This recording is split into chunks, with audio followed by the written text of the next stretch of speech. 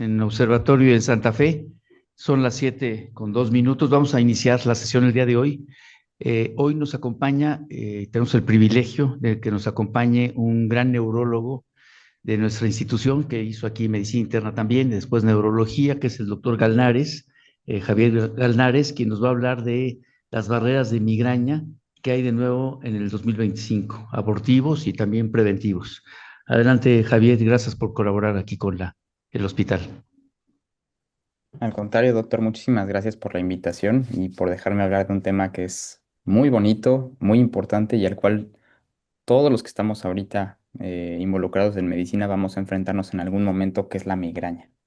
Entonces vamos a hacer esta sesión pues con un poco práctica, con casos, con escenarios de la vida diaria, con los nuevos cambios que hay en los tratamientos, que en estos últimos 3 4 años ha habido muchos cambios y sobre todo ponernos al día en este padecimiento que es muy, muy prevalente. Entonces, para esto vamos a empezar con un caso clínico. Estos son casos de la vida real, es a lo que nos enfrentamos todos los días, y les voy a presentar el caso de una paciente de 35 años que ella de antecedentes refiere que su madre padece también migraña con aura y de ahí en fuera no tiene ningún otro antecedente médico. Ella ya tiene el diagnóstico de migraña con aura, la diagnosticaron a los 14 años y generalmente refiere que sus auras son visuales y que le duran 10 minutos. Cuando tiene los ataques de migraña, ella sabe perfectamente qué hacer, se toma su analgésico, varía entre ácido acetil salicílico, ibuprofeno, a veces un combinado, lo que tenga a la mano se toma. Normalmente se lo toma cuando el aura está empezando y eso hace que el ataque se corte y que eventualmente ya haga su vida normal.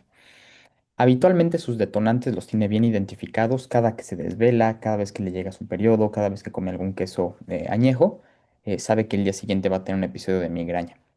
Y su frecuencia basal es de 1 a 2 por mes, algunos meses un poco más, algunos que otros, pero el problema de ahorita o la razón por la cual viene a consulta es porque ahora tiene 10 ataques por mes desde hace 5 meses. Interrogándole un poquito el tema del sueño, tiene insomnio de mantenimiento y se despierta 3 veces por noche sin ninguna causa aparente. Interrogándole un poco el estado de ánimo actual, refiere que tiene tendencia a la depresión. Ahora, conforme aumentó la frecuencia, nota que los ataques no ceden con analgésicos no esteroideos y que requiere repetir las dosis en algunos de ellos. Y esto en que impacta en que los ataques para la paciente se han vuelto incapacitantes y ya empiezan a interferir ya con su trabajo también. Pero también aquí hay un punto importante. Normalmente la migraña es más común en mujeres que en hombres y habitualmente son mujeres en edad reproductiva y en este momento quiere embarazarse y ella lo externa, ¿no? Bueno, entonces para todo esto la exploramos, su exploración es normal, sus escalas de discapacidad hablan de que tiene una discapacidad severa, que son estas dos escalas que les pongo aquí abajo, que son el MIDAS y el HIT-6, que nos habla de que la paciente está severamente afectada, y de aquí vienen unas preguntas que les voy a hacer, ¿no? Entonces tenemos esta paciente, 35 años, con migraña con aura, que ha ido aumentando los ataques de migraña y que ya no están respondiendo al tratamiento. Entonces, ¿qué hacemos? Le cambiamos el manejo abortivo y le dejamos un triptano con un analgésico en caso de ataque. Solamente le dejamos rimegepant en caso de ataque. La pasamos a toxina botulínica porque la paciente ahora tiene migraña crónica. O le iniciamos tratamiento preventivo y le ajustamos el tratamiento abortivo, ¿no? Entonces aquí esa es una muy buena pregunta. Pues aquí hay varias cosas que tenemos que tomar en consideración que veremos en la plática, ¿no? Y aquí lo que tenemos que hacer es iniciar el tratamiento preventivo o profiláctico y ajustarle el tratamiento abortivo. Ahorita vamos a ver por qué también. Ahora, ¿cuál sería el criterio para decidir cuándo iniciamos un tratamiento preventivo en pacientes con migraña? Uno, que la frecuencia de ataques de migraña de la paciente sea mayor a 4 por mes, que los ataques sean incapacitantes para la calidad de vida de la paciente, elección de la paciente o todas las anteriores. Si lo ajustamos todo a este caso que acabamos de ver, pues la respuesta sería todas las anteriores, ¿no? ¿Y qué preventivo vamos a utilizar de primera línea? Porque tenemos varios en la actualidad: propranolol, topiramato, amitriptilina, galcanezumab, rimegepant o cualquiera de los anteriores. Y aquí la pregunta va un poco con jiribilla porque la respuesta, si nos vamos estrictamente por lo que dicen las guías, podría ser cualquiera de los anteriores, aunque por el tema del embarazo tenemos que considerar bien qué medicamento vamos a llegar a utilizar, ¿no? Y con esto voy a empezar ahora sí el tema de hoy, que es migraña. Entonces, ¿qué tan frecuente es la migraña, no? Para empezar, es la causa número uno de discapacidad mundial en mujeres que van entre 15 y 49 años. Y hay que tomar en cuenta este dato porque son mujeres en edad reproductiva y en edad productiva también, ¿no? Su prevalencia es 15% de la población general, es decir, si ahorita hay 100 personas en el auditorio, 15 de ustedes tienen migraña, por lo menos. Y contribuye con un 5,6% de la carga global de la enfermedad, que eso es más que cualquier enfermedad neurológica combinada entre sí. Y se ha reportado que no solamente es que le afecte la calidad de vida de los pacientes, sino cada inasistencia por un ataque de migraña de los pacientes que lo padecen le representa un costo anual de 13.000 millones de dólares a los empleadores. Y yo creo que está un poco infraestimado porque en México, pues habitualmente alguien que le da migraña tiende a no faltar. Ahora, este es un artículo que lo que buscamos al final fue ver cómo está la distribución de las visitas de los pacientes por ataques de migraña en los centros que tienen atención para pacientes con cefaleas. Entonces empezamos a ver cómo a través de los años teníamos una muy alta asistencia de los pacientes con migraña a los servicios de urgencias, que fue bajando fueron avanzando los años hacia el 2020. La razón por la que creemos que esto empezó a ocurrir fue porque los pacientes están más conscientes de la enfermedad y han tenido mayor educación en cuanto al tratamiento, y no solamente los pacientes, sino también los médicos de primera atención. Luego vino la pandemia pues, ocasionó reducción de la atención por migraña porque los pacientes no acudían al hospital, y finalmente en el 2022 ya estamos en un punto donde estamos en recuperación y estamos logrando ver cómo sigue en descenso la curva eventualmente en comparación con como la teníamos en 2014, lo que habla de mayor educación en los países, digo, en las ciudades mexicanas. Ahora, ¿qué pasa en un ataque de migraña, no? El ataque de migraña no es nada más el episodio de dolor que es el que todos conocemos, sino está dividido en cuatro fases. La primera es la fase prodrómica. La fase prodrómica puede ocurrir de horas a días antes de que empiece el ataque de migraña como tal, y el fenómeno que lo explica es la activación hipotalámica. ¿Qué es lo que sucede en este caso? ¿Qué es lo que el paciente manifiesta? Como el fenómeno es activación hipotalámica, los síntomas se deben a activación de esta estructura del sistema nervioso. Entonces los pacientes tienen fatiga, tienen cansancio, empiezan a bostezar en mayor cantidad, no se pueden concentrar, empiezan a tener retención de líquidos, inclusive tensión del cuello. Y esto muchas veces pueden parecer síntomas inespecíficos, pero todos se deben a al mismo fenómeno fisiopatológico. Luego, en los pacientes que tienen migraña con aura, viene la fase del aura, que ocurre de 5 a 60 minutos antes del ataque, que se caracteriza por presentar fenómenos visuales, fenómenos sensitivos, fenómenos de lenguaje que normalmente anteceden el ataque de migraña. Y este fenómeno es explicado por lo que conocemos como depresión cortical. Luego viene la tercera fase, que es el clásico ataque de migraña, que es la cefalea que por criterios es unilateral, es pulsátil en característica, es muy severa y se aumenta con la actividad física habitual y que se asocia con náusea y vómito y fotofobia y fonofobia, ¿no? Y esta se genera por la activación del sistema trigeminobascular. Y finalmente termina el ataque de migraña, se termina el dolor y después viene la fase posdrómica, que la fase posdrómica es lo que conocemos coloquialmente como la cruda de migraña, que es cuando el paciente presenta estos síntomas de astenia, falta de concentración, dificultades cognitivas, somnolencia, que todo esto sigue siendo parte de la misma migraña y lo explica el fenómeno de flujo sanguíneo cerebral alterado. Entonces, un ataque de migraña es más que solamente la parte del dolor de cabeza y tenemos que saber controlarle esto a los pacientes. Bueno, ahora vamos a hablar de cosas nuevas en migraña, pero para entender estas cosas nuevas de migraña tenemos que ver que existen nuevas moléculas que hemos descubierto con respecto a la provocación de la migraña. ¿Cómo se descubrieron? Muy fácil, el grupo danés de cefaleas lo que estudió en pacientes con migraña es, vamos a sacarles sangre, vamos a purificar, vamos a ver qué diferencias proteicas existen en pacientes con migraña y en pacientes sin migraña, y después vamos a provocarles migraña mediante purificación de esa sustancia que se encuentra.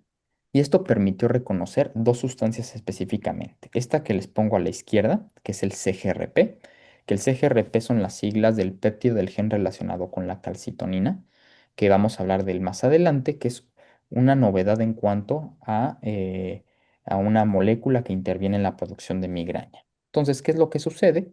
El CGRP, que es un transmisor del dolor, se une con su receptor, activa toda una cascada eh, liderada por proteína G y que eventualmente activa AMP cíclico, y esto eventualmente produce el fenómeno de vasodilatación, que es el que se cree que produce la migraña. Luego tenemos la segunda molécula que se llama PACAP, que es el péptido adenilato ciclasa de la pituitaria. Y esta es otra molécula que también se descubrió de la misma manera, que se ha visto con el 58% de los pacientes que se les infunde con esta molécula tienen migraña también. También vamos a hablar de esta molécula más adelante. Y tenemos otras dos moléculas que son la levocromalina y el maxipost, que también se han descubierto como potenciadores de migraña, ¿no? Pero para que veamos que la migraña ya no es nada más este fenómeno de vasodilatación, sino que está mediado por múltiples mecanismos y por múltiples moléculas, ¿no? Y vamos a tomar este que les había mencionado primero, que es el péptido del gen relacionado con la calcitonina, o mejor conocido como CGRP. ¿Qué es? Es un señalizador del dolor y además es un potente vasodilatador, que ahorita vamos a ver un poco el mecanismo. Y se ha visto que en los pacientes con migraña los niveles los tienen bastante elevados. ¿Y cómo se encontró que hay una relación? Pues con la infusión del CGRP detonando ataques de migraña en pacientes que lo padecen. Y veamos el estudio que lo documentó. En el 2002 se encontró en este estudio que los pacientes con migraña que les infundían CGRP empezaban a tener múltiples ataques de dolor, ¿no? En comparación con aquellos que les infundía placebo, donde no había realmente dolor. Y estas dos moléculas, el CGRP y el PACAP38, son dos moléculas vitales para estos fenómenos de transmisión del dolor en las terminales sinápticas neuronales y además en este fenómeno de vasodilatación característico o productor de la migraña, ¿no? Entonces se ha visto que los dos receptores son independientes. El CGRP se une con dos receptores y el PACAP se une con un tipo de receptor, eventualmente llevando a la activación de proteínas y AMP cíclico, induciendo respuestas celulares, ¿no? Si vemos también aquí en esta gráfica cómo tenemos el PACAP, pues el PACAP es liberado del espacio sináptico, se une a su receptor y eventualmente llega a producir migraña. Entonces puede sonar lógico que nosotros podemos producir un medicamento o podemos buscar un mecanismo el cual bloquee el PACAP y por lo tanto no se pega a su receptor y por lo tanto no desencadena ataques de migraña, lo mismo que con el CGRP.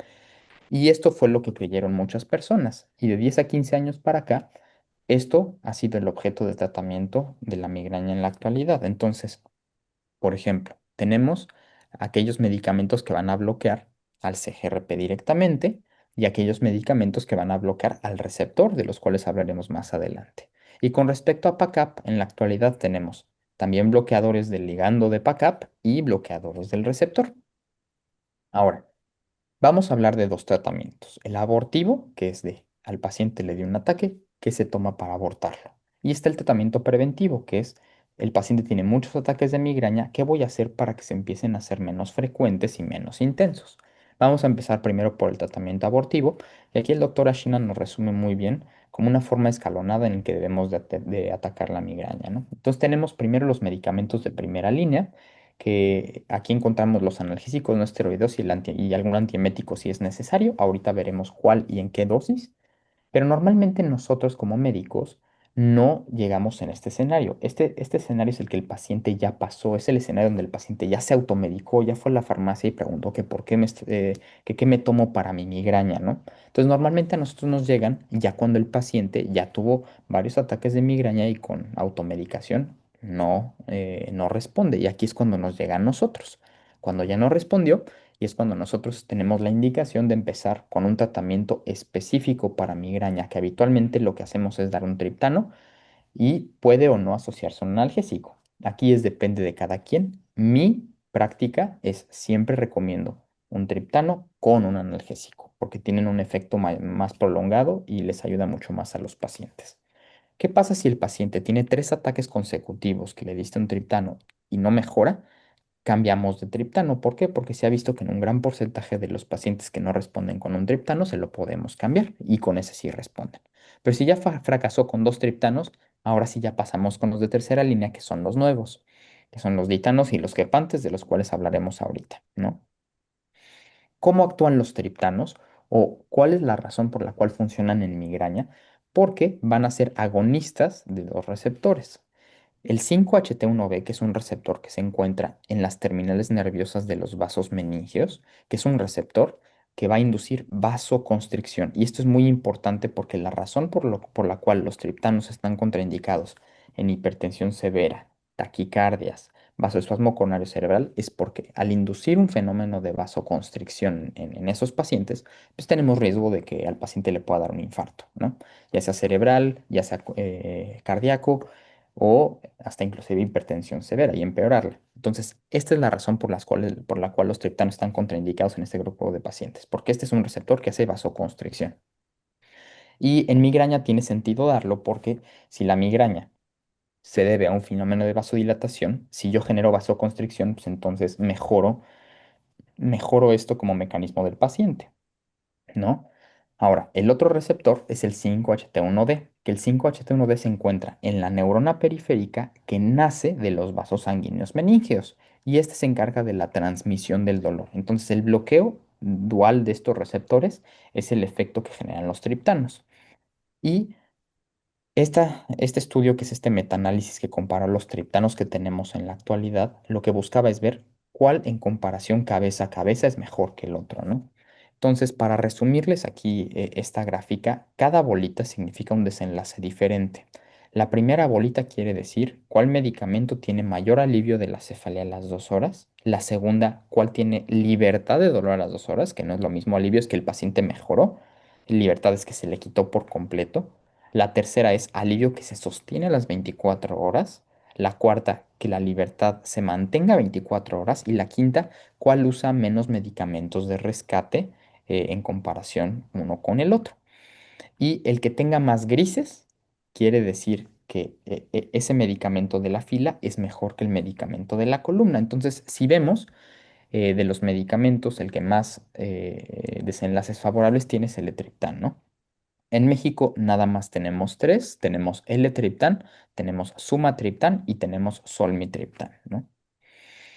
Ahora, esos son los dos medicamentos clásicos, bueno, los dos receptores que son los triptanos, ¿no? Pero vamos a pasar ahorita con el lasmiditan, que es un medicamento que salió en 2019, que ahora, si vemos aquí en la figura, pues los triptanos actúan sobre el 5-HT1B, que están en los vasos meningios, y sobre los 5-HT1D, que están en las neuronas periféricas trigeminales. Pero el receptor 5-HT1F también se encuentra en estas mismas terminales periféricas, pero también tiene la finalidad de transmitir el dolor. Entonces, ¿qué beneficio tiene este medicamento que no va a actuar sobre el receptor 5-HT1B? Por lo tanto, no va a inducir vasoconstricción y esos riesgos que tenían este grupo de pacientes, pues no lo van a tener quien tome este, ¿no? Entonces, eso visto de forma molecular, pues tiene mucho sentido y uno diría, es una excelente opción, ¿no? Tenemos aquí el estudio que se hizo en Neurology y se publicó en el 2018, donde comparó las dos dosis de las Militan, que son 100 y 200, contra placebo, y vemos en las gráficas cómo si comparamos placebo, que es la línea amarilla, con respecto al desenlace, que es libertad de dolor, vemos que el porcentaje de pacientes con libertad fue mayor con el Lasmiditan que contra placebo. Lo mismo que el alivio del dolor y lo mismo que la libertad del síntoma más molesto para el paciente, ¿no? Entonces suena todo muy bien, pero ¿cuál es el problema? El principal efecto secundario que produce el medicamento, que es mareo y en un porcentaje nada despreciable de un 16%, que es lo que ha hecho que el medicamento no haya tenido todo el éxito que nos hubiera gustado, ¿no? De hecho, la cajita de este medicamento te dice en la parte de atrás que el paciente no puede operar maquinaria pesada y tampoco puede manejar por 8 horas. Y esto pues, tiene poco sentido, ¿no? Porque si yo tengo migraña y yo me tomo un medicamento, lo que yo quiero es estar totalmente normal para poder seguir mi vida normal. Y si tomo un medicamento que me va a dar mareo y no me va a permitir funcionar, entonces no tiene mucho sentido que yo lo tome o no me parecería como lo más lógico. Y esto ha hecho que este medicamento no haya tenido el auge que se esperaba en su momento, ¿no?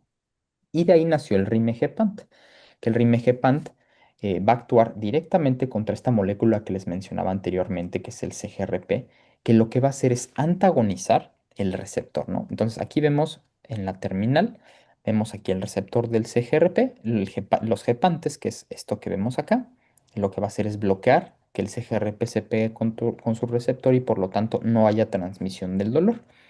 Y el medicamento que tenemos aquí en México disponible es el Rimegepant de 75 miligramos con una presentación orodispersable, una tasa muy baja de efectos secundarios y que son no molestos para los pacientes y que actualmente es el único medicamento que tiene un efecto dual. O sea, tiene efecto abortivo, es decir, me da un ataque, me lo tomo y me lo quita, y aparte tiene un efecto preventivo, que eso qué quiere decir que si yo lo tomo con cierta frecuencia, también me va a ayudar para prevenir ataques, ¿no? El estudio que lo demostró es el siguiente, que igual lo que hizo fue comparar rimegepant contra placebo, y en esta gráfica que buscaba cuál era el porcentaje de alivio del dolor, vemos que a las 2 horas de tratamiento, hasta un 60% de los pacientes con rimegepant tenían alivio del dolor. Contra placebo, también vemos que el efecto placebo también es alto, ¿no? Eso siempre hay que tomarlo en consideración, pero este resultado fue estadísticamente significativo y demostró esto fue lo que logró la aprobación de rimegepant y con un perfil extremadamente bajo de efectos secundarios y sobre todo no los efectos de los triptanos sobre la vasoconstricción, sobre hipertensión severa, que ya hemos mencionado anteriormente, ¿no? Y en la vida real, porque una cosa es lo que dicen los artículos, otra cosa es lo que vemos en los pacientes. Este estudio que se hizo en Estados Unidos lo que evaluó es cuál era la preferencia o cuál era el apego a tratamiento de los pacientes que tomaban triptanos versus los pacientes que tomaban rimegepant. Y aquí esto es lo que vemos. Los pacientes que se mantuvieron en tratamiento porque les gustaba lo que les daban, 75% de los pacientes con rimegepant se mantenían con ese tratamiento y eran constantes, mientras que con los triptanos solamente un 55%. Y al interrogarles el por qué, la principal razón era por los efectos secundarios que presentaban los pacientes. Y si comparamos los tratamientos agudos, lo que se buscó aquí en este metaanálisis es ver cuál era, o si comparábamos todos los tratamientos agudos que existen en la actualidad, cuáles lograban una mejoría, digamos, más marcada del dolor. Entonces, esto nació porque llegó un punto en que los triptanos pues, los dejamos de utilizar un poco, pero pues la realidad no es así. Los triptanos, a pesar de que tienen sus efectos secundarios y a pesar de que están contraindicados en pacientes con hipertensión y con vasoespasmo cerebral coronario, pues de todas formas siguen siendo los más efectivos y siguen siendo los tratamientos de primera línea. Entonces no tenemos que subutilizarlos, ¿no? Que esas son las recomendaciones actuales de los tratamientos y que las guías los siguen marcando todavía como tratamientos de primera línea. Y estos medicamentos nuevos hay que reservarlos en aquellos pacientes que tengan contraindicaciones, en aquellos pacientes que tengan sobreuso de medicamentos o en aquellos pacientes con fracaso a estos medicamentos, ¿no? ¿Qué otra estrategia tenemos de tratamiento en agudo, sobre todo con los pacientes que llegan en urgencias? Este artículo lo acabamos de publicar en Cefalalgia y es el bloqueo occipital, ¿no? Entonces también tenemos una alternativa que es realizarles un bloqueo del nervio suboccipital mayor con lidocaína y metilprednisolona, que con los pacientes se logra un alivio muy rápido del dolor, inclusive mejor que el tratamiento médico convencional, y además con reducción de días de migraña al mes conforme van pasando las siguientes semanas. Entonces hace que el paciente deje de ir a urgencias, que disminuyan su número de ataques y además un alivio del dolor prácticamente de inmediato, ¿no? Entonces, esta es otra opción, el bloqueo occipital en pacientes con migraña aguda que llegan a urgencias. Y a manera de resumen, les dejo esta tabla de cuáles son los tratamientos que tenemos en agudo en México y cuál es la evidencia de las dosis, ¿no? Si van a considerar paracetamol como tratamiento agudo, la dosis es de 1 gramo. De los analgésicos, los únicos cuatro que tienen evidencia en migraña son ácido acetil salicílico, 1 gramo, diclofenaco 50, naproxeno 500 e ibuprofeno 400.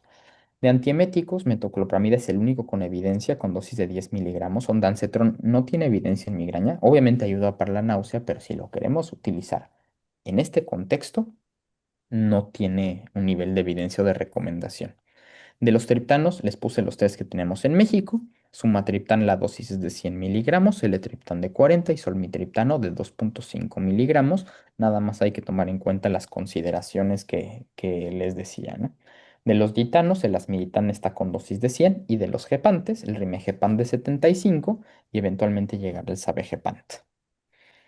Ahora, viene la pregunta, ok, ese es el tratamiento agudo, pero ¿cuándo debo de iniciar un tratamiento preventivo a un paciente, ¿no? Y hay 5 criterios que recomienda la American Headache Society que son que haya ataques incapacitantes para la calidad de vida del paciente, que tenga más de 4 ataques al mes, que sea su elección, o sea, elección del paciente, contraindicación o comorbilidades que impidan el uso de tratamiento agudo o que haya sobreuso de medicamentos, ¿no?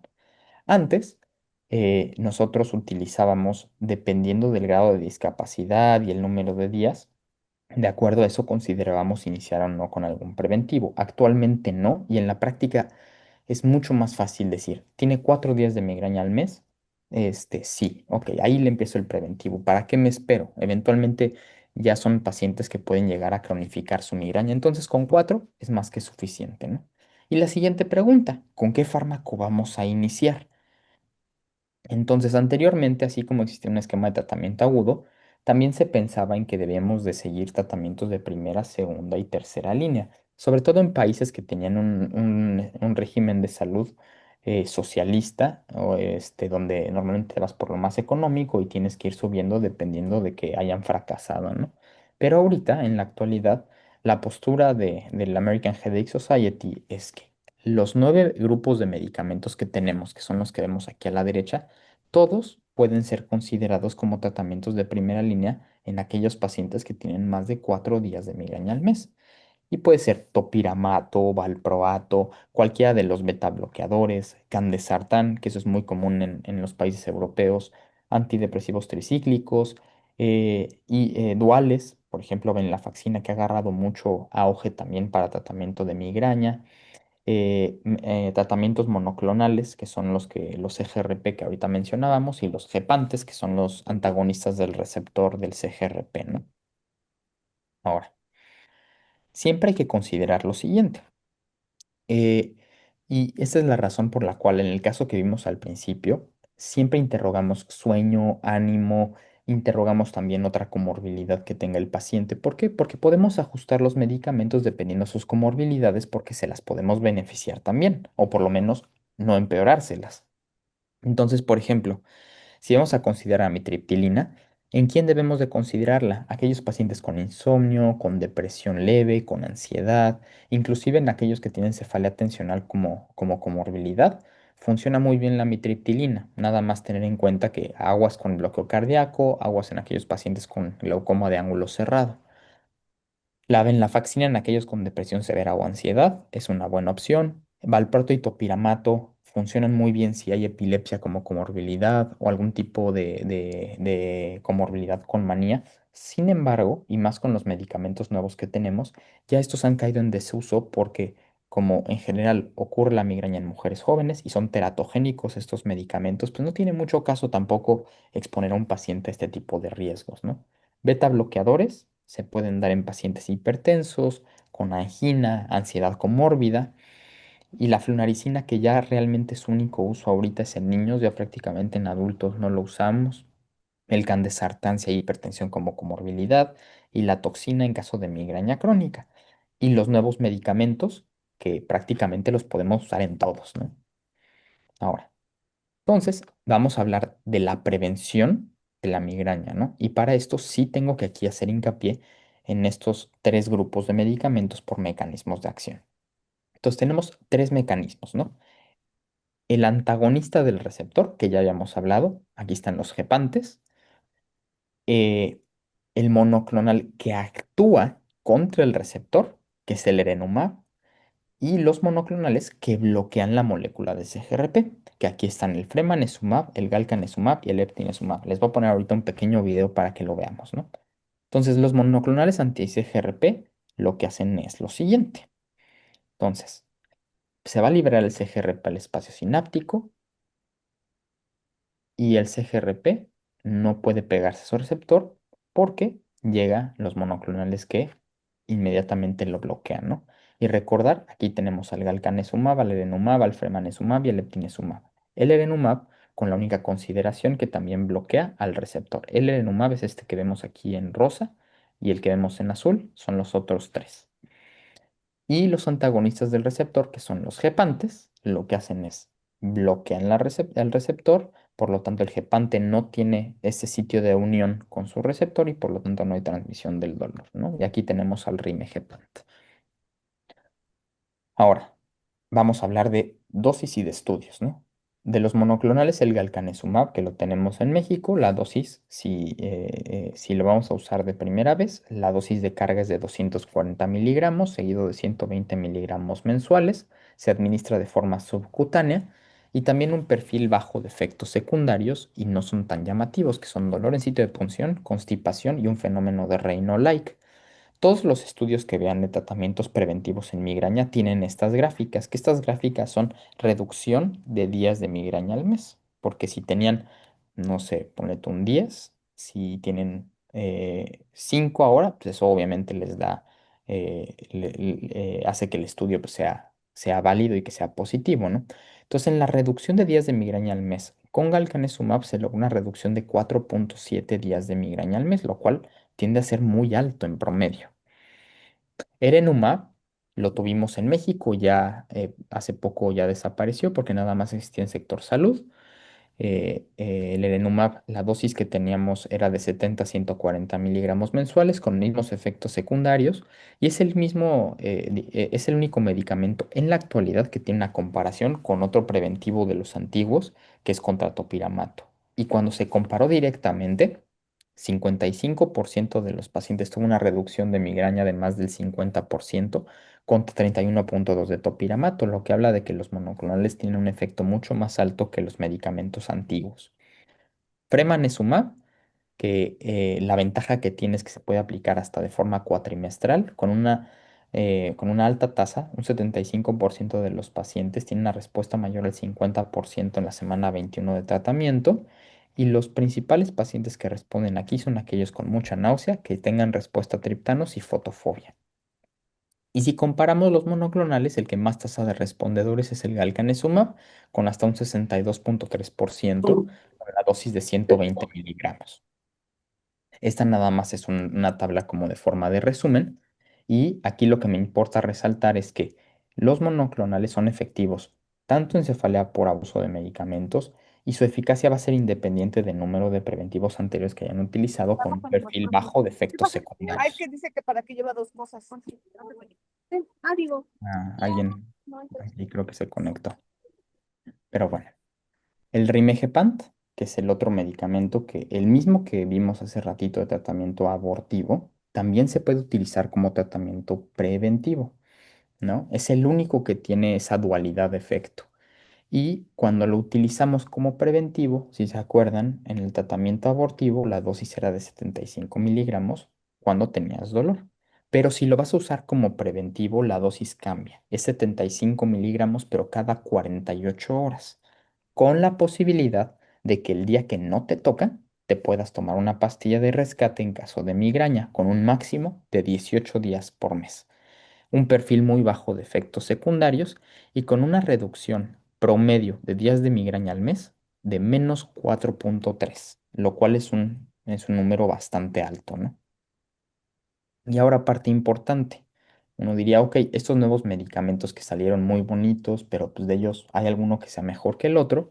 Pues lo que hizo en su momento Lilly fue intentar, pues decir, mi medicamento es mejor que el tuyo, ¿no? Entonces, eh, hicieron este estudio que lo que comparó fue la eficacia de rimegepant contra galcanezumab y pues, le salió el tiro por la culata a galcanezumab porque al final pensando que eran superiores, de los pacientes que tenían más del 50% de respuesta con galcanezumab, un 62% y con rimegepant 61%, o sea, respuestas muy similares. Entonces no hubo una mejoría tan importante como nosotros, como en su momento ellos esperaban que iban a tener, lo cual habla de que estos tratamientos como preventivos funcionan bastante bien, ¿no? Y ahora, con las nuevas guías, fíjense aquí también cómo también lo que se estableció es que tanto galcanezumab como rimegepant también tienen un perfil bastante, bastante similar de, de eficacia. El Botox, cuando lo usamos en migraña, solamente tiene un uso, y esto es importante porque acaba de salir esta semana un artículo que dice que el Botox no funciona en migraña episódica.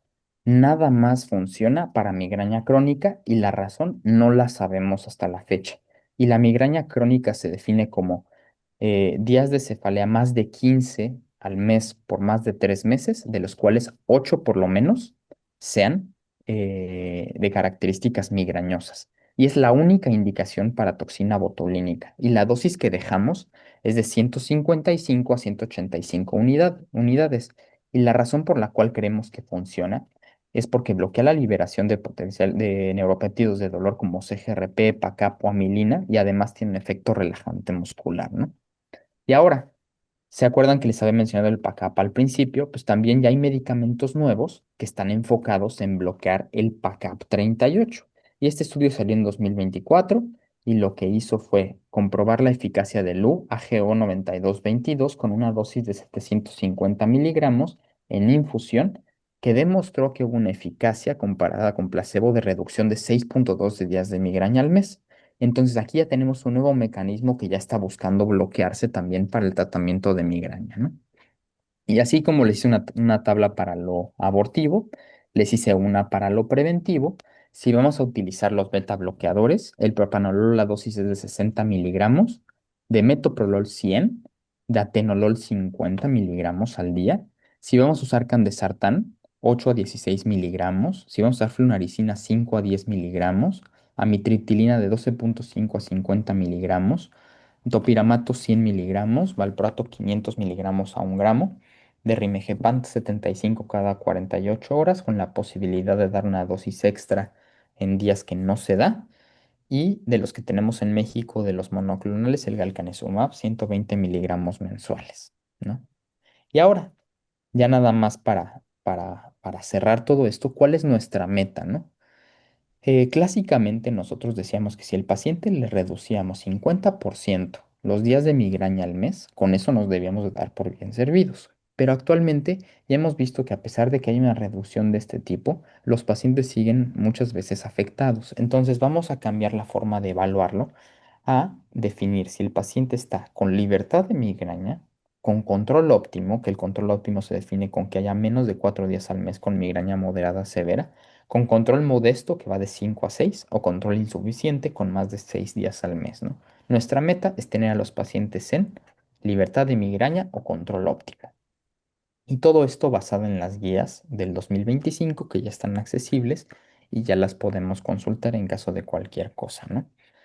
Y con esto quiero dar por terminada la plática. O sea, es un tema que verdaderamente es muy apasionante y sobre todo se vienen cosas muy nuevas también en los siguientes años con nuevos gepantes, nuevos medicamentos PACAP, ahorita con el rimegepant que ha venido también a revolucionar los monoclonales, que sí vale la pena que todos los conozcamos porque también, y les va a pasar, ahorita que las redes sociales están informando mucho ya sea bien o malamente a los pacientes, ya los pacientes llegan y te preguntan, a ver, yo leí de la vacuna de la migraña, o yo leí del medicamento que se me deshace en la boca, que puedo tomar cada 2 días, yo soy candidato para eso, y entonces a veces los pacientes ya vienen muy preparados contigo a la consulta, ¿no? Entonces sí es muy bueno que todos tengamos en cuenta pues, estos nuevos tratamientos. Y quiero agradecerle al doctor Ash, al doctor Jalabe por la invitación y no sé si alguien tenga alguna pregunta de aquí del auditorio.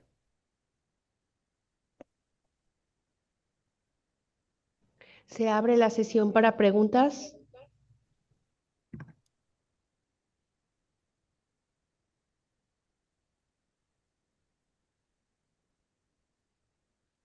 ¿Pueden checar el audio de Santa Fe con Observatorio, por favor? Sí, sí escuchas, sí. Me gustaría muy buena revisión. En realidad es un problema de salud pública, como tú bien lo comentas, muy importante, ¿no? Y generalmente ocurre desde gente muy joven. Pues habría que tomar en cuenta algunas otras comorbilidades que pudieran tener los pacientes en donde estarían totalmente contraindicados este grupo de fármacos. Por ejemplo, pacientes isquémicos, con insuficiencia cardíaca, con algunas arritmias, porque pueden provocar cierto vasoespasmo que podría llevar a algunas complicaciones en estos pacientes. Y me gustaría que hablaras un par de palabras en relación a un fármaco mucho más barato, que son los alcaloides de la ergotamina, que todavía los tenemos, que son sumamente baratos y que tienen cierta efectividad. No deja de ser ningún fármaco inocuo, sin embargo, es una alternativa también que tenemos con precios mucho más baratos. Gracias, Galnares. Gracias, doctor. Y esta es muy buena pregunta. La cafeína con ergotamina es un excelente medicamento. Le decíamos que era el primer triptano porque bloqueaba todos los receptores 5-HT este, de la fracción uno y realmente son extremadamente efectivos. ¿Cuál es el problema? Por qué ya no los mencioné y por qué ya prácticamente los neurólogos los dejamos de utilizar? Por el tema de los efectos secundarios. Siguen siendo muy efectivos, sobre todo en Latinoamérica, todavía los encontramos disponibles y como bien dice, buenos, bonitos y baratos, pero ya con todos estos nuevos medicamentos y sobre todo por los efectos secundarios ya los usamos muy seleccionadamente en los pacientes, ya es muy raro que empecemos de primera línea con ellos. Muy bien, ¿alguna otra pregunta aquí en Santa Fe o en línea? Hay algunos comentarios en el chat. Eh, Está Sergio Agustín Islas, excelente presentación. María Urrita, muy interesante y completa, gracias. Malvis Polonia, excelente presentación, gracias. Janet Abage, gracias por la presentación muy ilustrativa. José Pablo Hunda, muchísimas gracias, increíble presentación. El doctor Miguel a todos tiene un comentario, si gusta ir abriendo su micrófono para poderlo hacer. Y la doctora Daniela Schwey también tiene una pregunta después del doctor Miguel. A ver, doctor Miguel, si gusta abrir su micrófono, por favor. Hola, buenos días a todos. No sé si me escuchan. Perfecto. Ok, excelente presentación, Javier. Muy, muy completa, muy eh, fácil para el público en general. Aquí yo quisiera hacer un comentario. Desgraciadamente, como lo dijiste, en la práctica del día a día, las guías precisamente son eso, guías, ¿no? Porque hay que tener un manejo individualizable en cada paciente, por un lado, y por el otro, recordar que desgraciadamente aquí en México nos estamos enfrentando contra una limitante, como es, por ejemplo, ahorita el Lasmiditan ya no lo va a haber, ya lo quitaron de comercialización. Entonces, el topiramato de liberación prolongada también, por cuestiones de la farmacéutica, no por otra cosa, o sea, no por efectos adversos, no por otro tipo de daño. Entonces, desgraciadamente esto es muy interesante conocerlos, pero en nuestro país pues empezamos a tener estos pasos hacia atrás, ¿no? Que en los últimos años nos habían auxiliado y nos habían llevado a estar a la par de Estados Unidos, de Europa. Y ahorita, pues bueno, con esto desgraciadamente nos damos un pasito hacia atrás. Y bueno, pues tenemos que seguir jugando con el resto de medicamentos y el arsenal que tenemos. Entonces, básicamente ese era el comentario, ¿no? Que pues desgraciadamente aquí en México todavía o no llegan o se van algunos que ya teníamos. Y eso pues es una limitante. Gracias. Doctor Collado Gracias, Miguel. Sí, es el coordinador de la clínica de cefalea. Daniela, si gustas abrir tu micrófono para que escuchen mi comentario. Hola, buenos días. ¿Se escucha? Sí, perfecto. Bien, Primero que nada, muchas gracias a Javi, que fue una excelente ponencia y además es un querido amigo.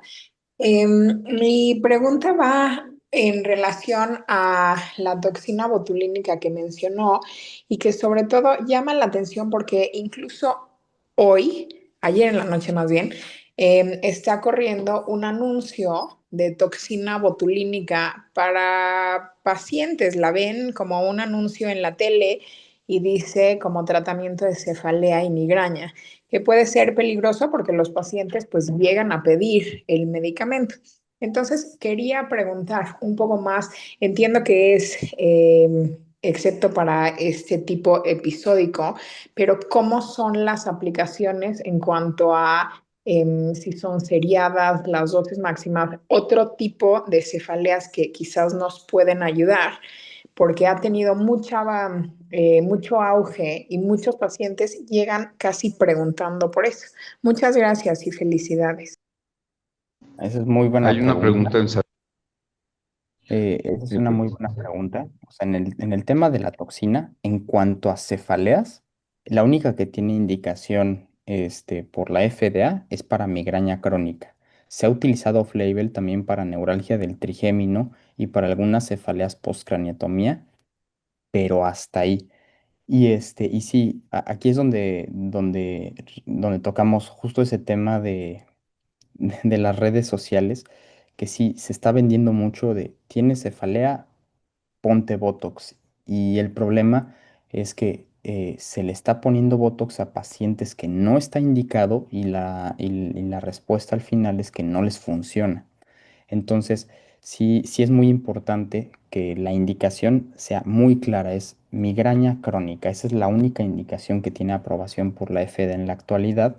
Y habitualmente la dosis es de 155 unidades la inicial, la podemos subir a 185 unidades. Ese protocolo es muy fácil de encontrar en internet, se llama protocolo PREMT y está muy bien estandarizado y se aplica cada 3 o 6 meses. ¿De qué depende? De que el paciente empiece a tener este efecto que es como de lavado o de wearing off, que empiecen otra vez a aumentar la frecuencia de las migrañas y ahí es cuando tú consideras se la tengo que reiniciar, ¿no?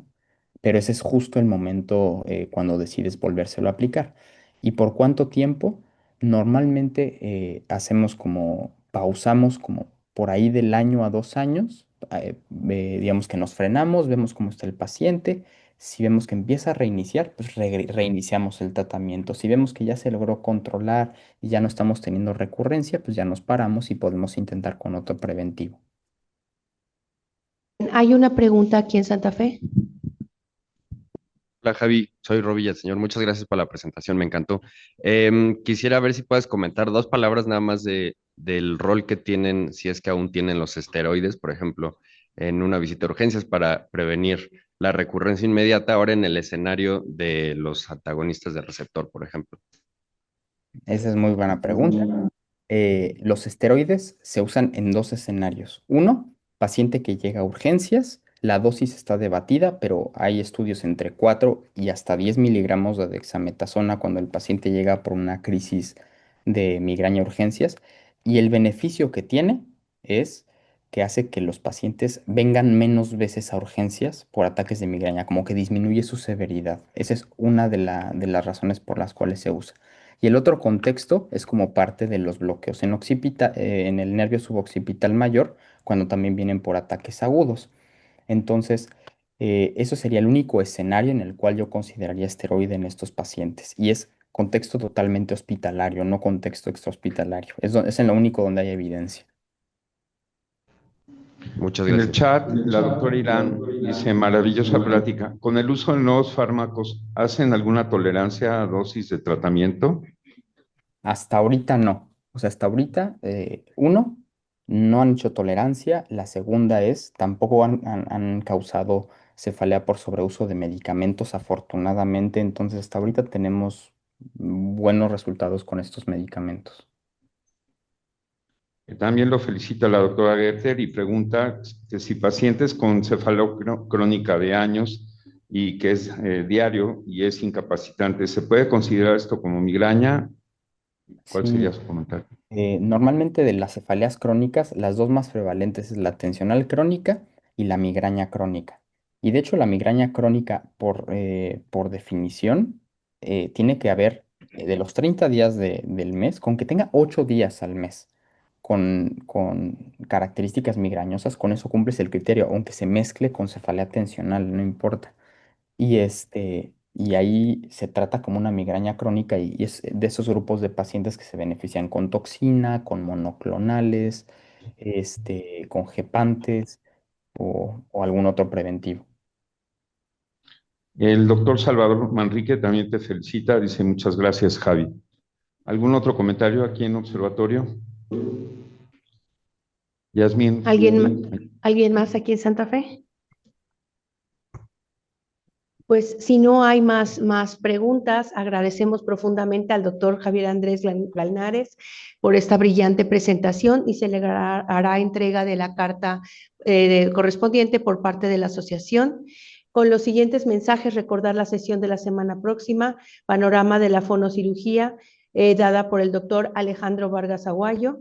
Les compartimos el QR para quien esté interesado en realizar algún tipo de curso dentro de nuestra institución. Está el formulario y registro de los cursos. Recordamos el primer foro sobre enfermedades del Centro Médico ABC y crisis climática, que se va a llevar a cabo el 11 de noviembre. Igualmente, la introducción al ECMO nivel básico durante la anestesia se va a llevar a cabo el día 6 de diciembre aquí en el Campus Observatorio. Y recordar finalmente el torneo de golf que va a ser llevado a cabo el 3 de diciembre. Les invitamos a todos a participar. Los premios están súper buenos. Entonces, pues participen. Gracias.